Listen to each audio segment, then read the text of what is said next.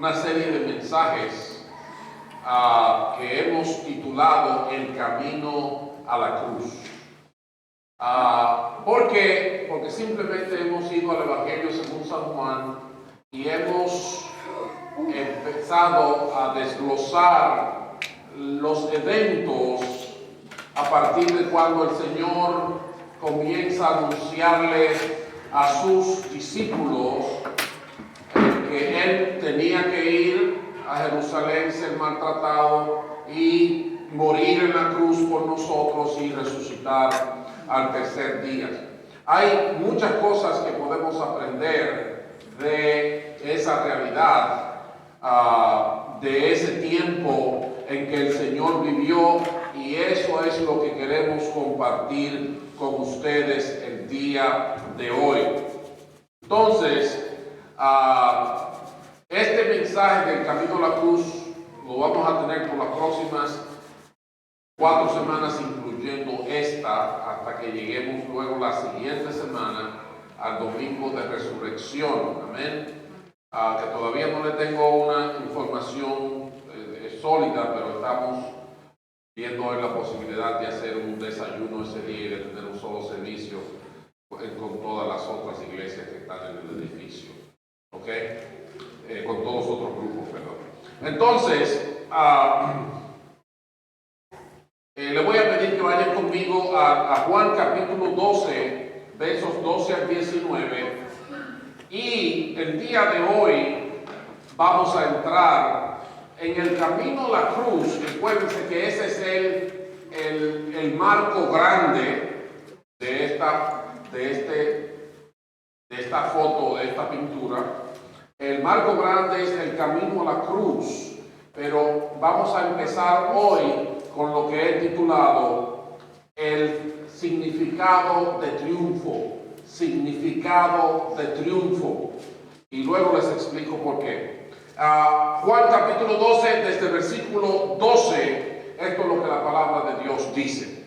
Al día siguiente, muchos de los que habían ido a la fiesta se enteraron de que Jesús se dirigía a Jerusalén. Tomaron ramas de palma y salieron a recibirlo, gritando a voz en cuello: Hosanna, bendito el que viene en nombre del Señor. Bendito el Rey de Israel. Jesús encontró un burrito y se montó en él, como dice la Escritura. No temas, oh hija de Sión, mira que aquí viene tu rey montado sobre un burrito. Al principio, sus discípulos no entendieron lo que sucedía. Solo después de que Jesús fue glorificado, se dieron cuenta de que se había cumplido en él lo que de él ya estaba escrito.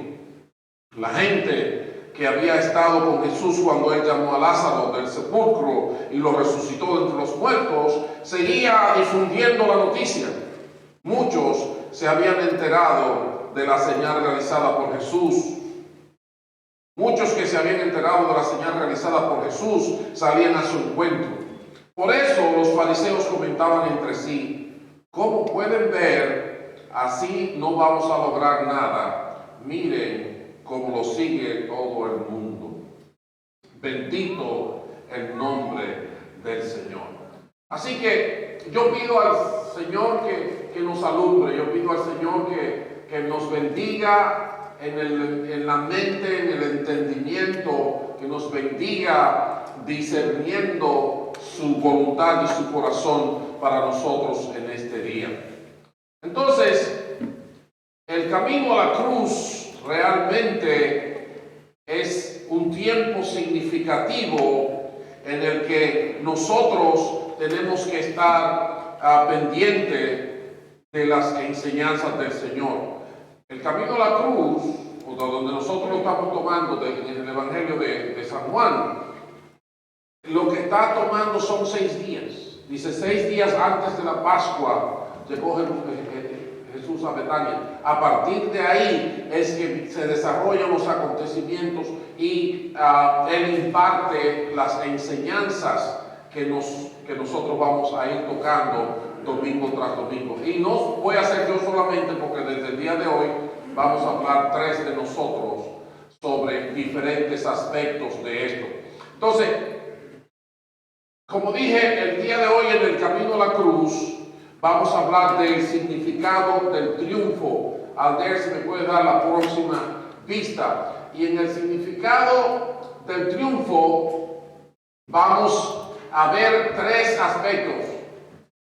Es ir a Jerusalén, el rey en el burrito y la palabra se cumple. Fíjense, cuando yo estoy hablando de el significado de triunfo, es porque los titulares en los evangelios de estos eventos son la entrada triunfal. Jesús es recibido como un rey victorioso, porque la gente le grita, le dice cosas, los bendice, bendito el que viene en nombre del Señor, bendito el Rey de Israel, le tiran sus ropas en el camino para que Él pase sobre ellas, los saludan con ramas de palmas y otros árboles. Entonces, así se recibían a los reyes cuando ganaban las batallas contra el enemigo y llegaban con la victoria a la casa. Bueno, todo el mundo estaba contento, ¿verdad que sí? Por eso se le llama la entrada triunfal. Pero, ¿qué significa triunfo realmente en este contexto? Lo vamos a ver mientras nosotros veamos esos tres puntos. La realidad de ir a Jerusalén, el rey en el burrito y la palabra se cumple. Alder, si me das la próxima. Sigue la otra. La otra, eso es. Yo voy a tratar el ir a Jerusalén y estos son los puntos que están contenidos en ella.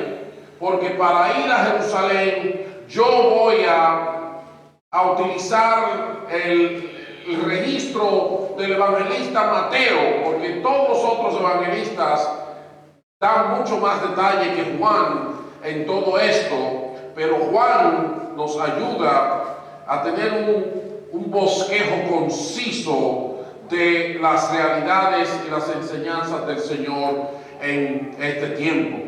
En el Evangelio según San Mateo capítulo 16, si pueden ir conmigo, vamos a ver las cosas,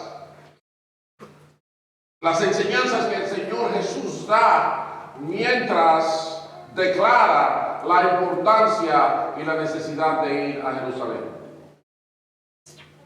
Yo saqué 4 puntos importantes y eso va a ser mi participación en esta hora. El primer punto habla de discernir los tiempos. Desde el versículo 1 hasta el 4, Mateo 16 dice: los fariseos y los saduceos se acercaron a Jesús y para ponerlo a prueba le pidieron que les mostrara una señal del cielo. Él les contestó: al atardecer ustedes dicen que habrá un buen tiempo porque el cielo está rojizo, y por la mañana que habrá tempestad porque el cielo está nublado y amenazante. Ustedes saben discernir el aspecto del cielo, pero no las señales de los tiempos. Esta generación malvada y adúltera busca una señal milagrosa, pero no se les dará más señal que la señal de Jonás. Fíjense cómo cuando consideramos el propósito de Dios para el hombre, es importante que seamos capaces de interpretar la realidad que vivimos. Esta gente interpretaba el clima muy bien, pero cuando tenía que ver con el propósito de Dios, entonces estaban súper desubicados. Y una de las cosas más comunes de nosotros también es que identificamos a Dios con ¿qué? Con milagros y señales y prodigios.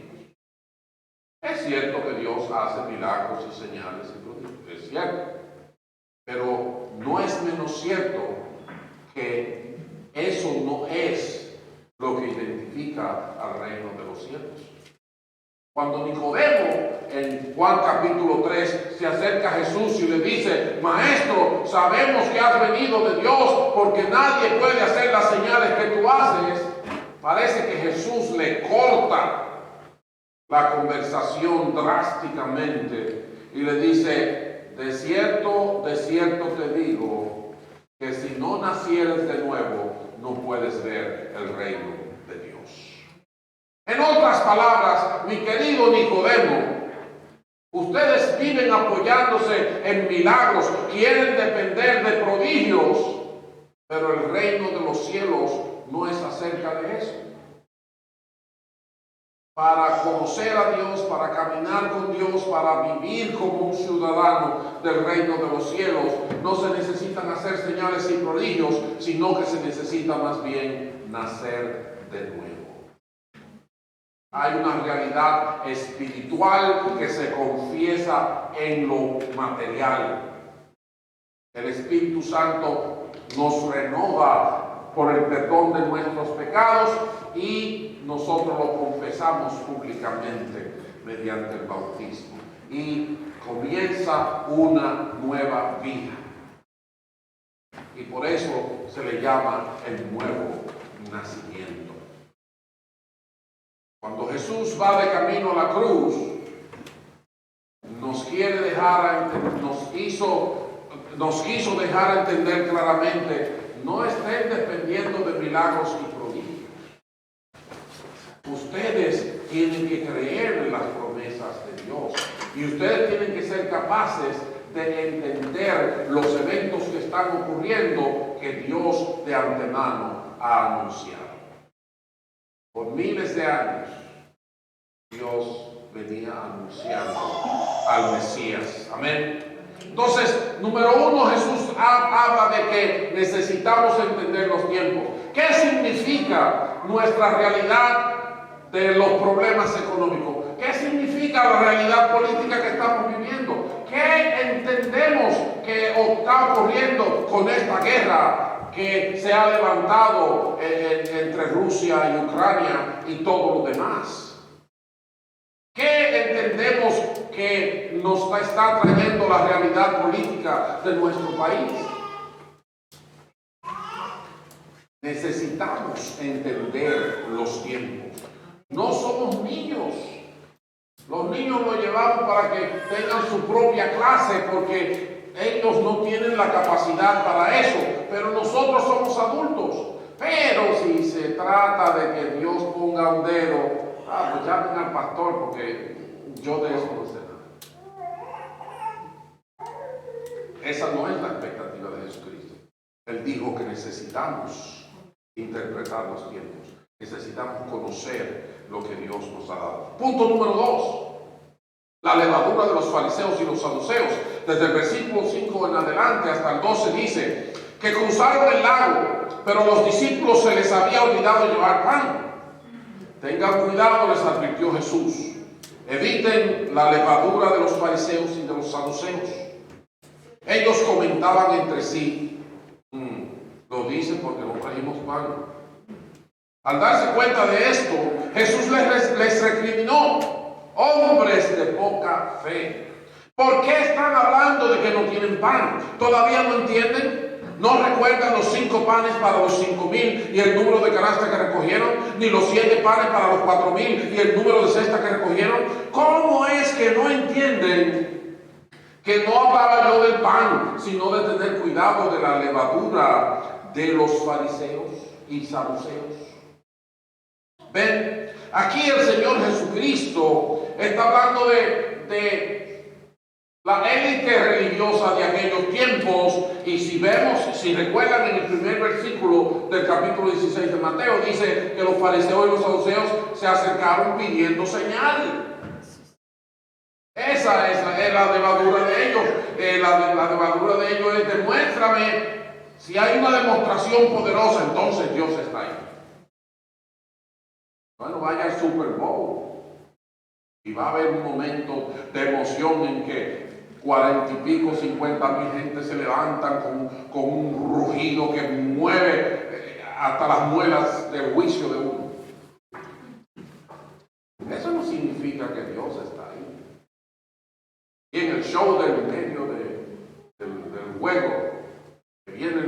artistas invitados con sus tambores y luces y bueno, cuantas cosas. Y mucha gente bailando y todo, y bien impresionante. A cualquiera se le paran los pelos. Right? Por eso no significa que Dios está ahí. Entonces, mis hermanos, no podemos pensar como piensa el mundo. En el camino a la cruz, si pensamos como piensa el mundo, no vamos a entender el significado de triunfo. ¿Entienden eso? Vamos a estar equivocados sobre la idea de lo que es triunfo. Punto número 3. La identidad de Cristo es clave. Desde el versículo 13 al 20 dice que cuando llegó a la región de Cesarea de Filipo, Jesús preguntó a sus discípulos: ¿quién dice la gente que es el Hijo del Hombre? Le respondieron: bueno, unos dicen que es Juan el Bautista, otros que Elías y otros que Jeremías o uno de los profetas. ¿Y ustedes? ¿Quién dicen que soy yo?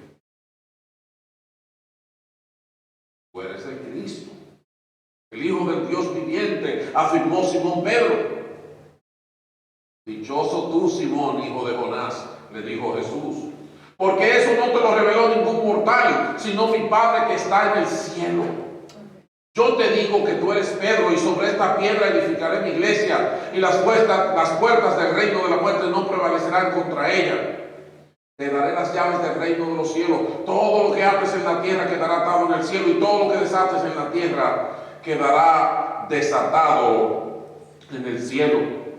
Luego les ordenó a sus discípulos que no dijeran a nadie que él era el Cristo. ¿Se fijan?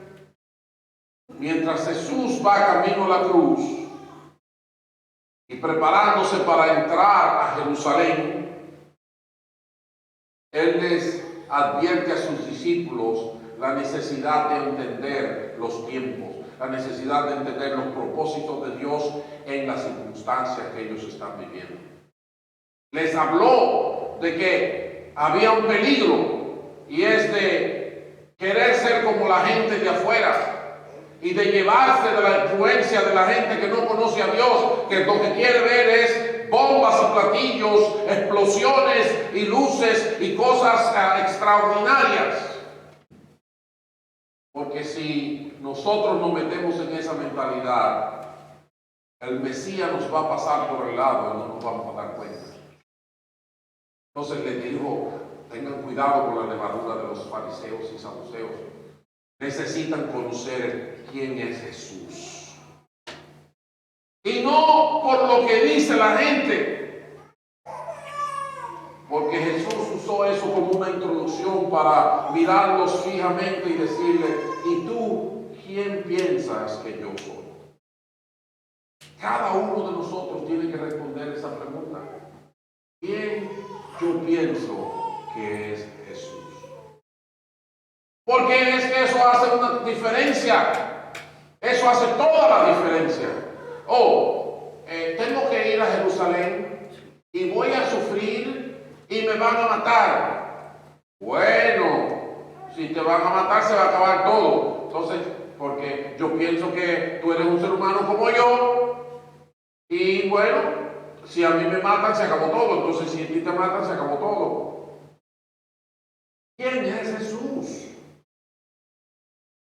Y sabemos que es el enviado de Dios para la salvación del mundo. Entonces la perspectiva de la vida cambia rotundamente. Cuando Pedro pudo ver quién era Jesús, toda su vida cambió. Ahí mismo lo dice: a ti te voy a dar la llave del reino, lo que antes en la tierra será dado en el cielo. Lo que Pedro jamás se imaginaba. Cuando conocemos a Jesús, ¿quién es Él? Por eso es necesario ver quién es Él. Si ustedes ven lo que el evangelista Juan dice de Jesús, él comienza su evangelio diciendo En el principio era el verbo, y el verbo estaba con Dios, y el verbo era Dios.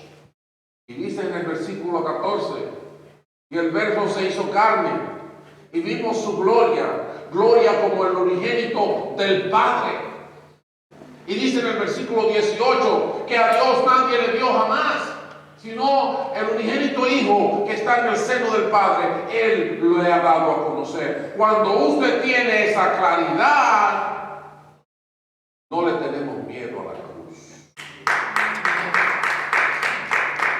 Tenemos la cruz ahora como la señal, símbolo de nuestra fe. Era señal de maldición. Pero cuando sabemos quién es Jesús, las cosas cambian. ¿Saben por qué la gente viene a la iglesia y se va? O no viene a la iglesia porque piensa que va a venir a la iglesia a conocer un hombre buen mozo, ¿verdad? Que lo tratan bien, gente que cocina bueno, muchos sazones diferentes, mollejita con guineíto, la tinga de amparo, los arrocitos con habichuelas de los dominicanos, doña Sara, botándose ahí con su lasaña y su cosa. Si eso es lo que viene a buscar, se va a decepcionar.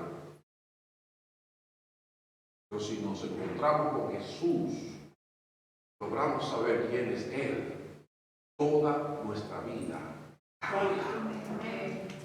Y por último, porque me estoy yendo muy largo, y todavía faltan 2 predicadores el día de hoy,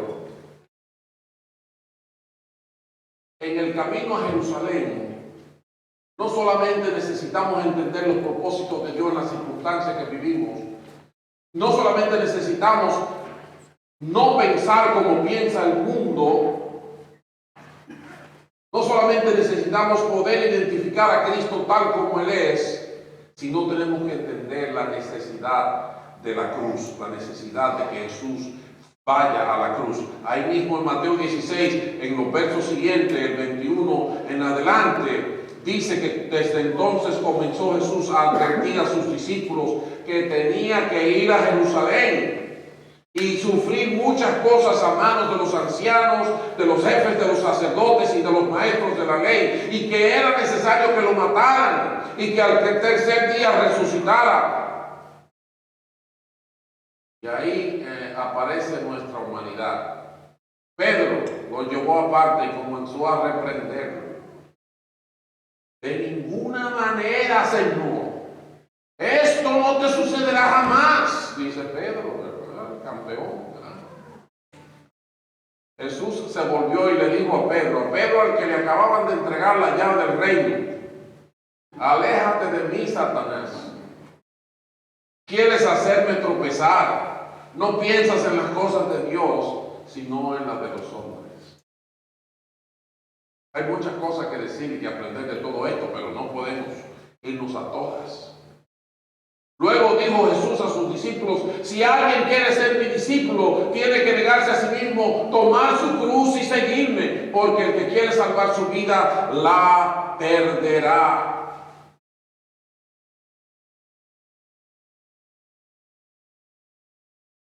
Pero el que pierda su vida por mi causa, la encontrará. ¿De qué sirve ganar el mundo entero si se pierde la vida? Pregunta Jesús. ¿De qué pierde tener el famoso sueño americano? Tener muchas riquezas como que no la puedo ni gastar.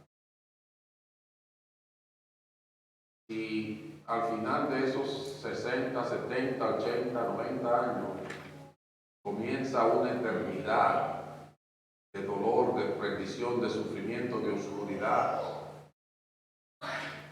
Dice Jesucristo, se necesita la cruz.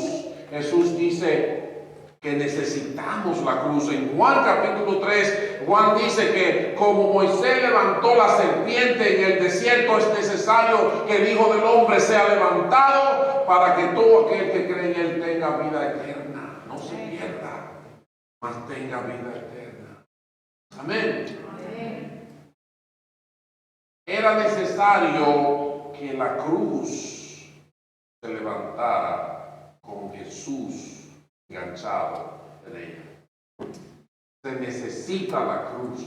Cuando Jesús se dirige a Jerusalén, Él sabe a lo que va. Y el significado del triunfo, mis amados hermanos, no es gozar, ganar todas las batallas, casarme 18 veces. No. El significado del triunfo implica conocer, entender los tiempos, entender las circunstancias que estamos viviendo. El significado del triunfo significa no ser arrastrado por las muchas opiniones populares de la gente. El significado del triunfo es poder identificar al Salvador del mundo. El significado del triunfo es entender que Él necesitaba ir a la cruz. Que a la cruz no le tenemos que tener miedo, sino que al contrario, el resumen del asunto en ese sentido es ese verso 25: el que quiera salvar su vida la perderá, pero el que pierda su vida por mi causa la encontrará. Es una filosofía de vida diferente y yo lo voy a dejar ahí. Ir a Jerusalén. Ese es el significado del triunfo. Hay dos cosas muy importantes que son parte del significado del triunfo y están en ese mismo texto de Juan capítulo 12. Le voy a pedir a Edgar que venga y continúe explicándonos el resto.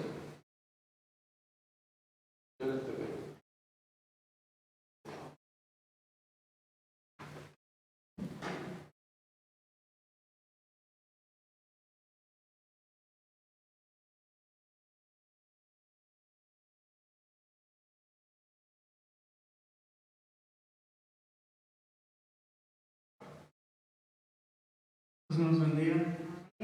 Aquí vengo también a apoyar el mensaje que el pastor nos puso pues para que lo ayudemos y a ver cómo podemos ayudarles a ustedes a entender todo lo que nos quiere explicar con eso de triunfo. Pero si vamos, voy a Zacarías y dando un entendimiento del rey humilde con el poder para gobernar. Y es algo importante reconocer Jesús y su humildad y lo bueno que Él fue, nomás por el amor hacia nosotros. Si pueden acompañarme a Zacarías 9. Zacarías 9. Está un poquito cafeinado, no va a cómo entrar. Zacarías 9, versículo 9 y 10. But I'm trying to figure out. Dice su palabra así. It's either one of these. Dice: alégrate mucho, hija de Sión, grita de alegría, hija de Jerusalén. Mira, tu rey viene hacia ti, justo, salvador y humilde. Viene montado en un asno, o sea, un burro, lo decimos en México. En un asno, en un pollino, cría de asna. Destruirá los carros de Efraín y los caballos de Jerusalén. Quebrará el arco de combate y proclamará paz a las naciones. Su dominio se extenderá de mar a mar, desde el río Éufrates hasta los confines de la tierra. Como estaba explicando el pastor, que mira cómo cuando iba entrando Jesús a Jerusalén, todos tiraban sus ramas, tiraban todo delante de Él. Pero Jesús no entró con un orgullo, no entró con su pecho así levantado, entrando: oh, mira quién soy yo. Él entró humilde ahí, delante de todos. Como tengo aquí yo, aquí que tengo. Permítanme. Venía así delante de todos con una humildad, no esperando nada. Imagínense ustedes, Él teniendo el poder de hacer todo, y todos sabían que estaba sanando, estaba haciendo milagros, prodigios, pero aún todavía él entró humildemente. Él pudiendo llegar así hasta con guardias entrando a Jerusalén, pero no fue así, ¿verdad? Si me acompañan a Filipenses 2, Filipenses capítulo 2, del versículo 1 al 11, pero vamos a empezar desde el 5, versículo 5. Dice así su palabra en Filipenses capítulo 2, versículo 5. Después voy a subir para arriba y leerlo todo completo. Pero dice, la actitud de ustedes debe ser como la de Cristo, quien siendo por naturaleza Dios nos consideró el ser igual a Dios como algo que aferrarse. Por el contrario, se rebajó voluntariamente. Imagínense ustedes siendo Dios mismo, voluntariamente bajarse, ser un siervo, no teniendo que hacer nada, sino por ti y por mí. Amén. Pero tomando la naturaleza de siervo y haciéndose semejante a los seres humanos, y al manifestarse como hombre, se humilló a sí mismo y se hizo obediente hasta la muerte, y muerte de cruz. Por eso Dios lo exaltó hasta lo sumo y lo otorgó el nombre que hasta sobre todo nombre, para que ante el nombre de Jesús se doble toda rodilla en el cielo y en la tierra y debajo de la tierra, y de toda lengua confiese que Jesucristo es el Señor, para gloria de Dios el Padre. Amén. Mis hermanos, él no tenía que hacer todo eso si él no hubiera querido. Siendo nacido en un establo, imagínense, nacido en un establo, o sea, de lo peor, donde están las vacas, los puercos, que diga cómo huele. Imagínense, yo fui a un rancho un día con mi mamá, llevar a mí a mirar unos caballos y había ahí unos puercos, los caballos, y vean qué feo huele eso, feo que huele. Y ahí nació Jesús, creciendo todavía, haciendo la voluntad de Dios y tratando de, como estaba diciendo ahí, fue escupido, fue latigado, fue quebrantado, fue de una muerte de lo más peor que, imagínense. Pero él fue humilde, él no fue orgulloso a pesar de todo, se dejó llevar en obediencia a lo que iba a pasar, y me pongo yo a pensar en todo eso, digo, pues fíjense todo el orgullo que carga uno a veces, y si uno se pone a pensar, uno es humildemente así para hacer imagen a como él fue, para poder uno ser obedientes de esa misma forma. ¿Harías tú lo mismo? Y por eso yo les traigo esta palabra, porque me tocó a mí mucho, todavía escupido y cargando con la cruz hasta el fin, y toda esa sangre que cargaba nomás para ti, para mí, para que reconozcan lo que Él estaba haciendo por este mundo, porque Dios amó tanto al mundo que mandó su Hijo por cada uno de nosotros. Amén. Si regresamos al capítulo 2, donde yo estaba leyendo del 5, subimos hasta arriba al versículo 1, dice su palabra: por tanto, si se sienten algún estímulo en su unión con Cristo, algún consuelo en su amor, algún compañerismo en el Espíritu, algún afecto entrañable, lléname de alegría, teniendo un mismo parecer, un mismo amor, unidos en alma y pensamiento. Muchas veces fallamos en eso. Muchas veces fallamos en eso. Y sigo: no hagan nada por egoísmo o vanidad, más bien con humildad consideren a los demás como superiores a ustedes mismos. Cada uno debe velar no solo por sus propios intereses, sino también por los intereses de los demás. Y sigo lo que estaba en el versículo 5. La actitud de ustedes debe ser como la de Cristo, tomando la naturaleza de siervo y haciéndose semejante a los seres humanos. Y al manifestarse como hombre se humilló a sí mismo y se hizo obediente hasta la muerte y muerte de cruz. Por eso Dios lo exaltó hasta lo sumo y lo entregó al nombre que hasta sobre todo nombre, para que ante el nombre de Jesús se doble toda rodilla en el cielo y en la tierra y debajo de la tierra, y toda lengua confesará que Jesucristo y el Señor, para la gloria de Dios el Padre. O sea que yo nomás quería traerles eso, que recuerden la humildad, recuerden a nuestro Señor, lo que hizo por nosotros en ese camino a la cruz. Amén. Y Luis con nosotros.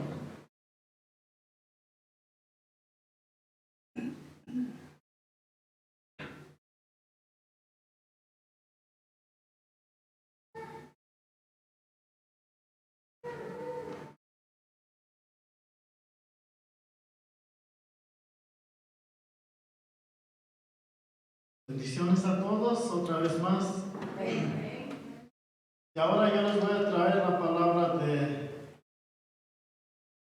¿cómo dice ahí arriba? De que se cumple la palabra. Yo estoy leyendo todo acá en inglés, o si tengan un poquito de paciencia conmigo. Antes de que ustedes fueran cristianos o de que ustedes tuvieran un conocimiento de la palabra, en algún momento se han preguntado a uno de ustedes, ¿no hubo otra manera de que Cristo pudo enfrentar esto? ¿Tuvo que ser esto? ¿Tuvo que llevar a cumplir esto, a morir en una cruz? Yo me acuerdo en una ocasión, yo estaba hablando, cuando fui niño, estábamos hablando con Eduardo y Jimmy, que son mis hermanos. Y nosotros cuando fuimos niños fuimos criados en la iglesia católica y pasamos por las clases, por los sacramentos. Y yo me acuerdo un día estábamos hablando y yo les hice una pregunta, pero tuvo que ser todo eso Jesús para cumplir con lo que sea que fue su misión. Y ellos voltearon a mí y me dijeron, pero ¿cómo te atreves a decir esa cosa? Y yo también dije, pero disculpa Señor, yo no sé lo que yo te pregunté, si te ofendí en cualquier cosa, yo me sentía avergonzado ante Dios. Pero como dice la palabra, sí, de esta manera tuvo que pasar todo esto para Jesús cumplir con su misión, para reconciliar al hombre delante de Dios, perdonando sus pecados. Tuvo que pasar así. Porque si no fuera a pasar así, entonces su palabra de Dios fuera falible, de que tuviera defecto. Pero como es, y como nosotros lo creemos, la palabra de Dios es infalible. No tiene defecto. Y así como Él lo dice, se cumple. Siempre, con verdad. Amén. Entonces, Dios es soberano, pero nosotros los humanos a veces nos da buenas ideas, ¿verdad? Nosotros los hombres somos mañosos con las circunstancias de que nos tocan. Cuando tenemos algún plan y pasa algo o queremos ir a tal lugar y pasa cualquier cosa, pues no tenía nadie que me acompañara, pues mira, es que se me ponchó una llanta. Y somos mañosos de esa manera. Y también lo podemos saber eso en la Escritura, que es confirmado. Si me quieren acompañar a Juan, Evangelio de Juan, capítulo 7, Y aquí en esta ocasión Jesús está hablando con sus hermanos y dice, después de estas cosas andaba Jesús en Galilea, pues no quería andar en Judea, porque los judíos procuraban matarle.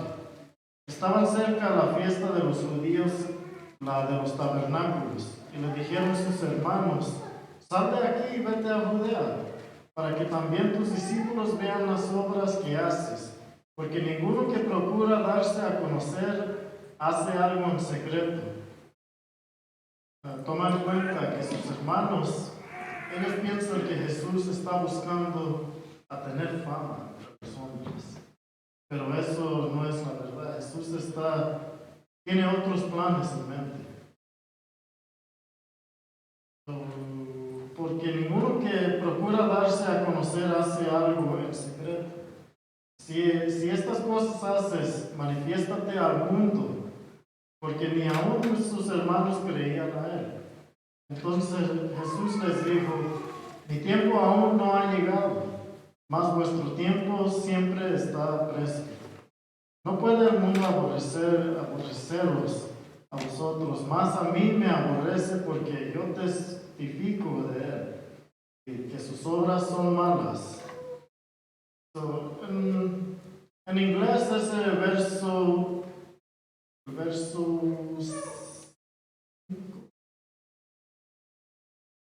5 dice que mi hora no ha llegado. Entonces nosotros vamos a tomar eso en cuenta, de que él menciona ahí que su hora no ha llegado.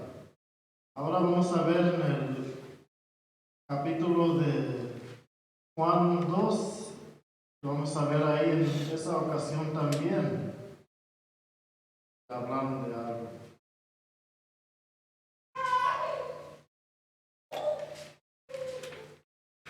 Y dice, las bodas de Caná. Al tercer día se hicieron unas bodas en Caná de Galilea, y estaba ahí la madre de Jesús, y fueron también invitados a las bodas Jesús y sus discípulos. Y faltando el vino, la madre de Jesús le dijo, ¿no tienen vino? Jesús le dijo, ¿qué tienes conmigo, mujer? Aún no ha venido mi hora. Entonces ahí miramos que Jesús tiene algo que está planeado. Está hablando de que Él tiene una hora que no ha llegado, pero más adelante vamos a ver de qué es lo que Él está hablando. Porque Él tiene planes, pero de sus circunstancias no van a cambiar sus planes. Amén. Ahora vemos. Ahora vamos a abrir Juan 7. Vamos a estar brincando mucho ahorita. Es un ejercicio para ustedes. En el capítulo 7 de Juan.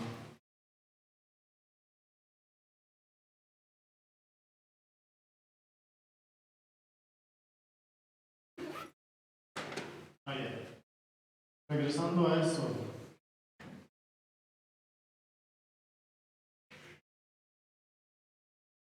En esos versos, cuando le estaban hablando a Jesús de que Él fuera a otro lugar, a hacer otra cosa, porque ellos pensaban que Él tenía otros planes en mente, podemos saber de que los planes de Dios no cambian por las circunstancias que pasan los humanos, pero sino cuando Él dice algo, eso te tiene que llevar a cumplir.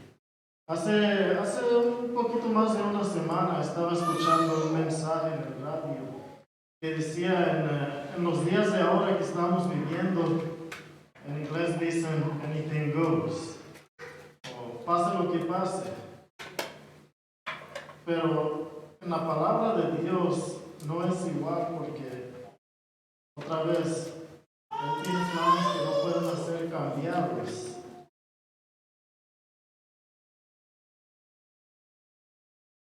Entonces, mientras estamos haciendo planes, llegamos a otros obstáculos. El la palabra de Dios tiene una orden que no puede cambiarse, no puede cambiar de dirección. Tiene que seguir hasta que se cumpla. Ahora vamos a ver en el Juan, capítulo 17. Vamos a leer. Ahora vemos. Jesús ora por sus discípulos. Estas cosas habló Jesús y levantando los ojos al cielo dijo: Padre, la hora ha llegado. Glorifica a tu Hijo, para que también tu Hijo te glorifique a ti. Como le has dado potestad sobre toda carne, para que dé vida eterna a todos los que le diste. Y esta es la vida eterna, que te conozcan a ti, el único Dios verdadero, y a Jesucristo, a quien has enviado. Yo te he glorificado en la tierra. He acabado la obra que me diste que hiciese. Ahora, Padre, glorifícame a tu lado, tú al lado tuyo, con aquella gloria que tuve contigo antes que el mundo fuese. Amén. Ahora Jesús nos ha revelado ahí que la hora ha llegado para que Él fuera a cumplir la obra de que estaban hablando en la palabra de Dios, la obra de reconciliar al hombre. Pero también esa hora fuera una hora muy difícil para Jesús, porque si miramos, porque cuando volteamos a Lucas 22, en ese momento estaba pasando algo muy difícil. Fue traicionado por su discípulo que era Judas. Y ahora miramos en el Lucas 22, del verso 52 a 53. Dice: Y Jesús dijo a los principales sacerdotes, a los jefes de la guardia del templo y a los ancianos que habían venido contra él: ¿Cómo contra un ladrón habéis salido con espadas y palos? Habiendo estado con vosotros cada día en el templo, no extendisteis las manos contra mí, mas esta es vuestra hora, la potestad de las tinieblas. En esa misma hora, cuando Jesús iba a ir a cumplir su voluntad, también para él fue la hora de las tinieblas. En esa hora iba a sufrir, iba a estar solo, y él iba a cargar con nuestros pecados. Esa hora que fue muy difícil para él. Entonces ahí miramos que todo se tuvo que cumplir lo que fue dicho en las Escrituras. Y ahora, otra vez más. Mateo 26. Esta es la última vez. Otra vez nos vamos a ver por los lentes de San Mateo, el capítulo 26.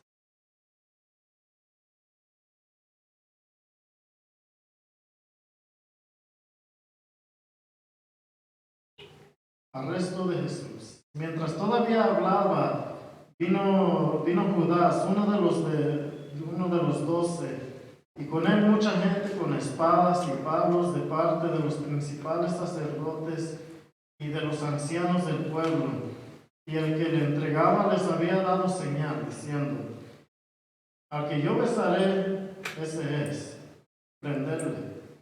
Y enseguida se acercó a Jesús y dijo: Salve, maestro. Y le besó. Y Jesús le dijo: Amigo, ¿a qué vienes? Entonces se acercaron y echaron mano a Jesús y le prendieron, pero uno de los que estaba con Jesús, extendiéndole la mano, sacó su espada y hiriendo a un siervo del sumo sacerdote le quitó la oreja. Entonces Jesús le dijo: Vuelve tu espada a su lugar, porque todos los que tomen espada, a espada perecerán. ¿Acaso piensas que no puedo ahora orar a mi Padre y que Él no me daría más de 12 legiones de ángeles? Pero entonces, ¿cómo se cumplirán las Escrituras? De que es necesario que así se haga. En aquella hora dijo Jesús a la gente: ¿cómo contra un ladrón habéis salido con espadas y con palos para prenderme? Cada día me sentaba con vosotros enseñando en el templo y no me prendisteis. Mas todo eso sucede para que se cumplan las escrituras de los profetas. Entonces todos sus discípulos, dejándole, huyeron. En su hora que Él se iba a revelar al mundo, que Él era el Mesías, Él era el que decían las escrituras que iba a venir para morir para el pueblo de Israel y para todos los que creerán en Él. Estuvo solo, lo torturaron, lo colgaron en una cruz para morir. No hubo de otra manera sino así como Él dijo, para cumplir con la ley. Porque ustedes dime, ¿de qué manera se pudiera cumplir la misma obra sin hacer eso? ¿Con sacrificios? ¿Seguir con los sacrificios de los que hablaban en la ley? Bueno, eso no servía. Esa fue de la única manera. Otra vez con ustedes, Pastor Carlos.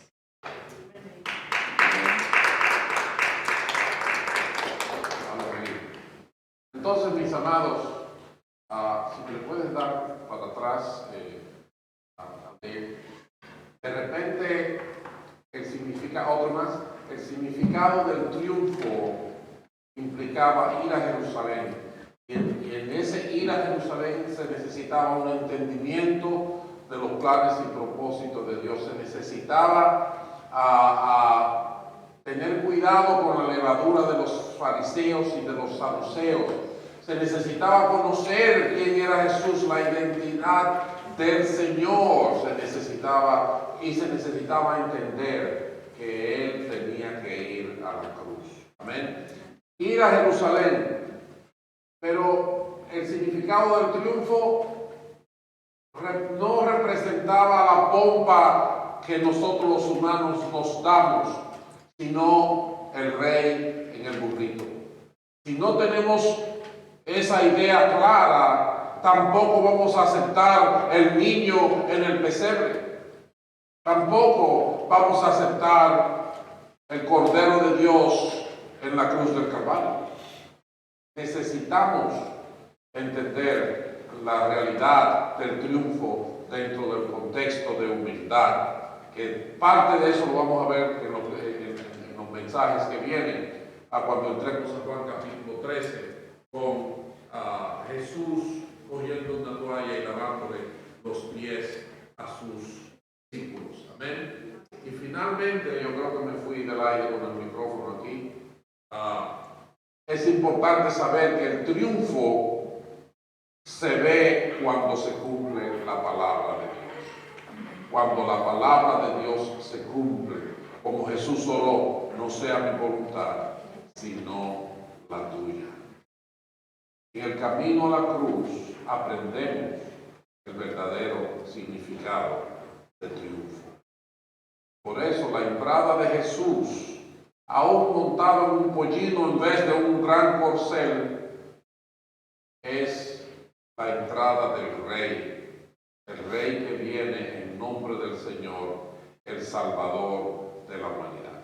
Amén. Así que entendamos esto y vamos a seguir con los otros conceptos la semana que viene. Les voy a pedir que inclinen sus rostros ahí donde están y que oren conmigo.